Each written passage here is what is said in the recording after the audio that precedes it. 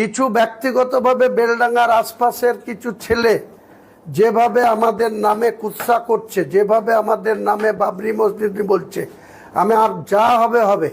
আমার লাইফে আমি অনেক কিছু রিস্ক নিয়েছি, করেছি, কেস খেয়েছি, জেল খেটেছি। আমি এসব ভয় পাই না, আমি উপরওয়ালাকে ভয় পাই। যারা এসব করবে, এক একজন ইউটিউবারকে ধরে লেছে এখানে ফাড়বো।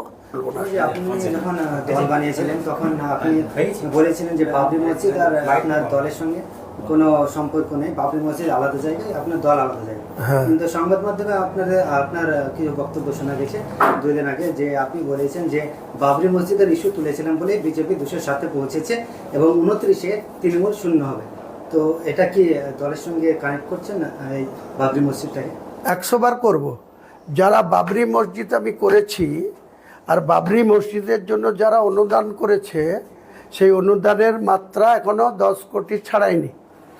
তারা আবার সেই মুসলমান মুনাফেক মুসলমানরা হাইকোর্টে গিয়ে আমার বিরুদ্ধে অর্থ তছরুপের মামলা করছে। বাবরি মসজিদ রোখার জন্য 10% মুসলিম মুনাফেক তারা ওপেন বিরোধিতা করেছে, এখনও করছে।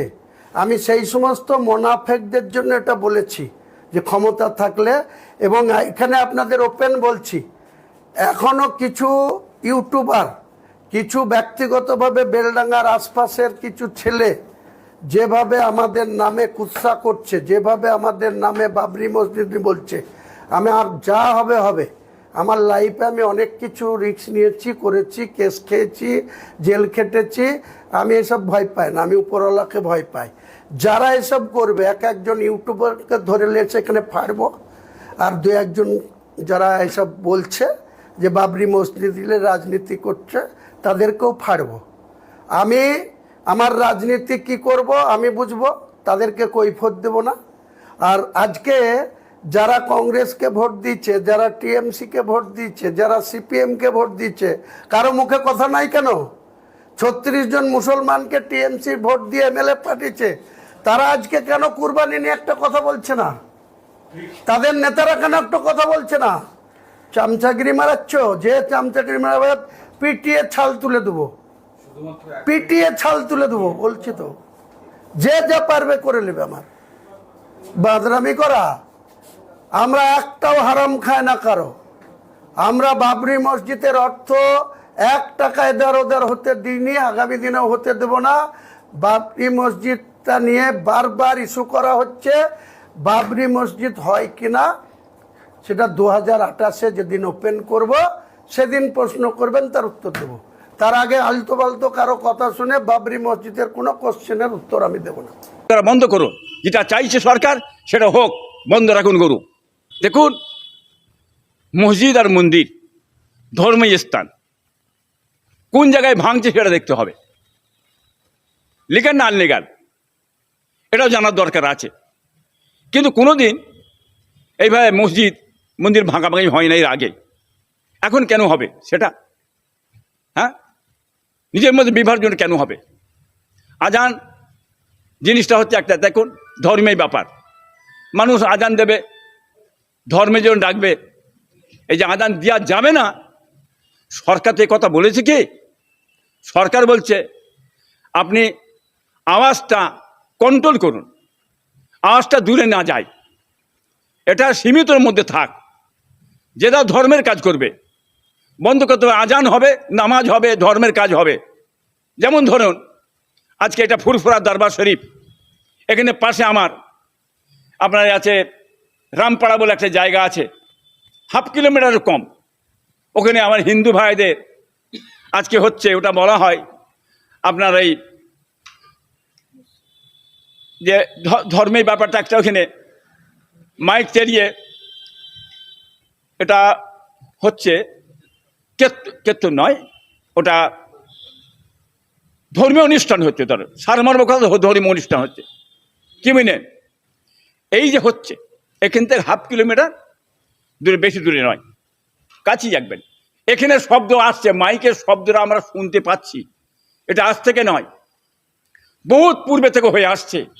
ওনার ধর্মীয় ব্যাপার ওনারা করবে, মাইক চালিয়ে করবে, কেন করবে না? হ্যাঁ, তাদের তো অধিকার আছে, করতে পারে তো, কি বুঝলেন? সেটার বেলাতে আমাদের কোনো অসুবিধা হচ্ছে না। তারা করতেই পারে, বুঝলেন না? রাধা গোবিন্দ, এই যে আপনার ওনারা ঠাকুরের নাম করে ওটা করছেন, ওনারা এটা কীর্তন করছে, ওনারা করবেন, ধর্মের ব্যাপার, কোনো অসুবিধা হয় না তো, আমাদের করতে পারে। তাহলে সেটাকে অত দূর থেকে আওয়াজ এসছে, কই আমাদের তো অসুবিধা হয় না, হ্যাঁ? তাতে অন্য লোকের অসুবিধা কেন হবে? ধর্মের ব্যাপার তারা করতে দাও, মাইক চালাচ্ছে তারা করবে, হ্যাঁ, একটা কন্ট্রোল করুন, একটা সীমাবদ্ধের মধ্যে হোক, যদি হয় উভয় জাতির হবে, হিন্দু মুসলমান উভয়েরই হবে, হ্যাঁ, একটা সীমিতের মধ্যে হবে, হ্যাঁ, এটা আমরা চাই। আমাদের মধ্যে এইটা তুলে দিয়ে বিভাজন করবেন, হুড়োহুড়ি করবেন, এটা ঠিক উচিত হচ্ছে না। দেখুন, এটা পশ্চিমবাংলা নয়, গোটা ভারতবর্ষের মধ্যে আমরা পশ্চিম জাতি ধর্ম বর্ণ নির্বিশেষে আমরা একসঙ্গে বসবাস করি, এক জায়গায় বসি, খাই দাই, হ্যাঁ, হিন্দু ভাইরা তারা পুজো পার্বণ করে, আমরা মসজিদে আজান দিই, নামাজ পড়ি, কোনো অসুবিধা নেই। বিজেপি সরকার আসার পরে এই বিভাজনটা কেন হচ্ছে, কি বলেন? এই বিভাজনটা যে হচ্ছে, এটা আগামীতে কি বাংলার মানুষ মেনে নেবে? আগামীতে কিন্তু বাংলার মানুষ মেনে নেবে না।